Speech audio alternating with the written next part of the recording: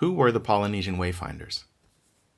The Polynesian Wayfinders were deep-sea voyagers who explored and traveled within the Polynesian Triangle in the Pacific Ocean, New Zealand, Hawaii, and Easter Island.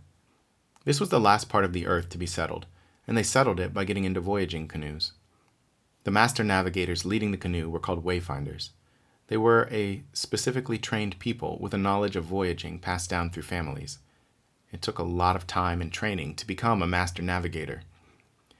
Wayfinders could navigate 6,000 miles across open ocean to travel where they wanted to go. That's like going from California to New York and back. So how exactly did they do it? Well, they didn't have GPS or maps or any navigation tools as we would think of them today. Instead, they relied on a variety of types of information depending on the context. Every day, they noticed where the sun rose, and in the evening where the sun set.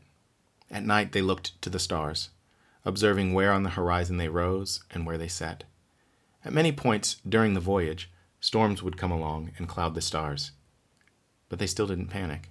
Instead, they relied on different sources of information, like the ocean swells, the direction of the wind, and the migration patterns of birds and fish.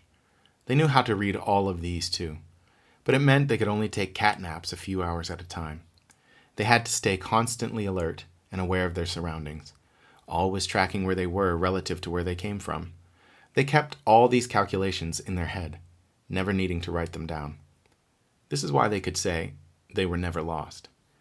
They were called wayfinders because sometimes they didn't know where they were going to end up. They were charting new territory and figuring out a way there as they went.